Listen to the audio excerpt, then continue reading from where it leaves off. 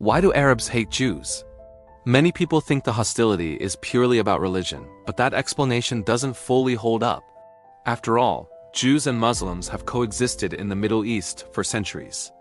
The real roots of the conflict are political, centered on land, nationalism, and competing claims to the same territory. And they don't hate Jews because they share a common faith. In fact, some of them love Jews, like this Saudi Arabian man who converted from Islam to Judaism in order to marry his Jewish girlfriend. So it's not a religious thing. It's something else, something much more sinister. And to understand what that is, we need to go back to the beginning. The year is 1948, and Britain has just announced that they will be withdrawing from Palestine, giving the land to the Jews. This was a decision that would have a profound impact on our world, leading to an ongoing conflict between Arabs and Jews that has lasted for over 70 years and counting. But why did the British give the land to the Jews?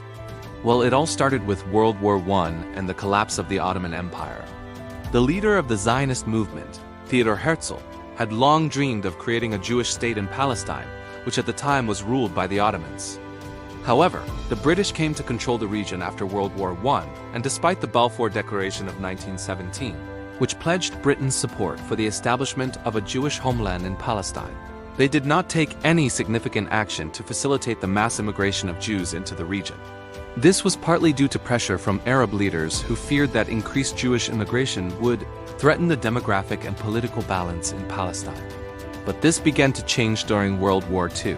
As Nazi Germany began to conquer Europe, Jews in countries like Poland, France, and Germany suffered persecution at the hands of the Nazis.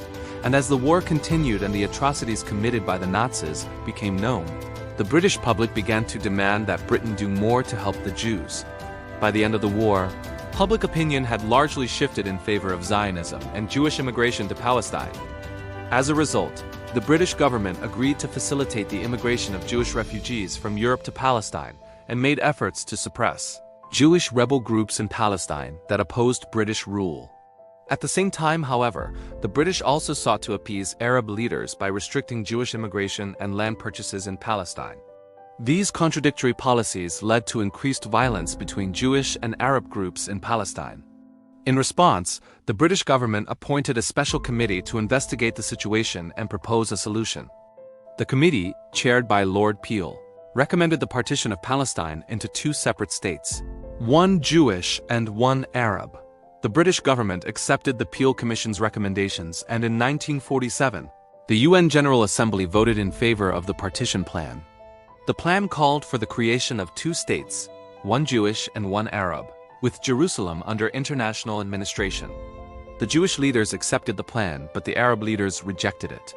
They organized protests and strikes and turned to the United Nations Security Council to try to block the partition plan. But the plan went through, and on May 14, 1948, Israel was declared an independent state.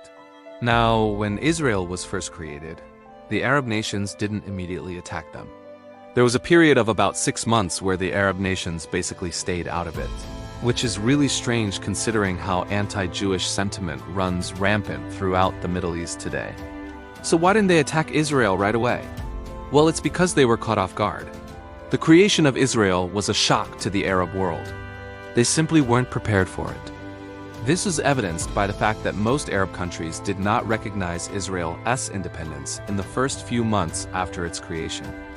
Instead, they met together at the Arab League and issued a statement saying that they would never recognize Israel's independence and vowed to support the Palestinian Arabs in their struggle against the Zionist entity. Basically, they were kind of waiting to see how things would play out, and they didn't want to commit to anything until they saw what was going to happen. But as time wore on and it became clear that Israel wasn't going anywhere, the Arab countries began to take action. They sent military forces into Palestine to fight against the Israelis, but they were unsuccessful. The Arab nations then formed a coalition and launched a full-scale invasion of Israel in October 1948. War would last until 1949 and result in the deaths of thousands of people.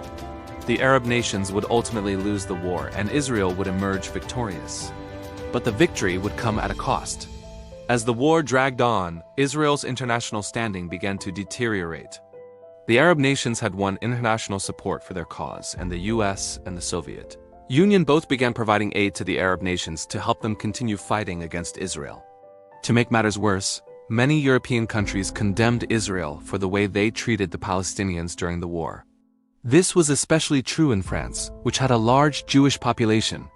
The French government had been ambivalent towards Zionism before the war, but after the war, they became outright hostile towards Israel.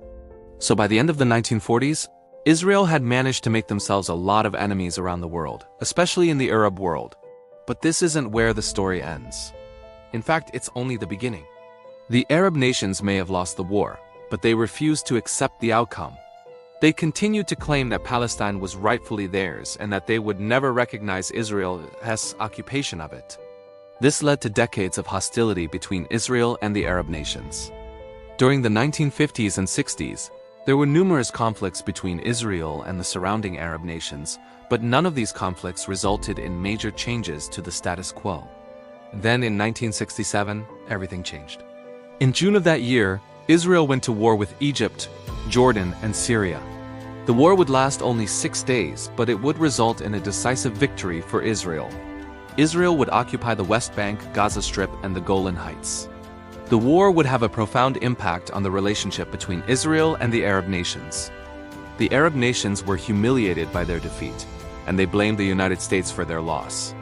They felt that the US had given Israel the military support it needed to win the war, and they believed that the US was now controlling Israel.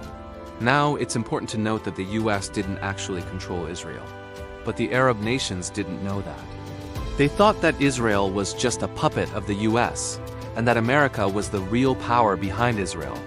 This led to a major shift in the Arab world's foreign policy. The Arab nations began to view the US as their greatest enemy, and they began to seek support from the Soviet Union. This would culminate in the Yom Kippur War of 1973, where the Arab nations, aided by the Soviets, launched a surprise attack on Israel.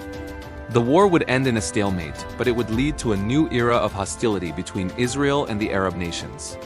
The Arab nations felt that they had been let down by the Soviets, and they began to look for other ways to fight against Israel.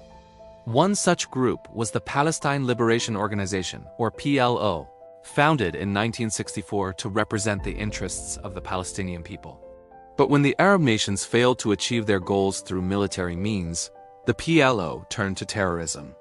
This would lead to decades of violence between Israel and the PLO, as well as other groups like Hamas and Hezbollah. Thousands of people would be killed on both sides, and the conflict would become increasingly intractable. But the Arab nations never stopped supporting the Palestinian cause. Even today, they use their influence at the United Nations to block any meaningful action being taken against the Palestinians, no matter how much havoc they wreak on Israeli civilians. So to answer the question posed in the title of this video, Arabs hate Jews because they believe that the existence of Israel is a threat to the existence of their own countries. To them, Israel is a colonial project of the West, a puppet of the US that exists to serve American interests in the region. And because of this, they will never accept the state of Israel. This is the root of the Arab-Israeli conflict. It is a conflict that has lasted for over 7 decades and shows no signs of ending anytime soon. It is a conflict that has resulted in the deaths of thousands of innocent people on both sides. And it is a conflict that has destabilized the entire Middle East. But that's just my opinion. What do you think? Why do Arabs hate Jews? Let me know your thoughts in the comments. Also, if you haven't already, please subscribe and leave a like or a comment on this video. It really helps me out. Thank you very much and see you next time.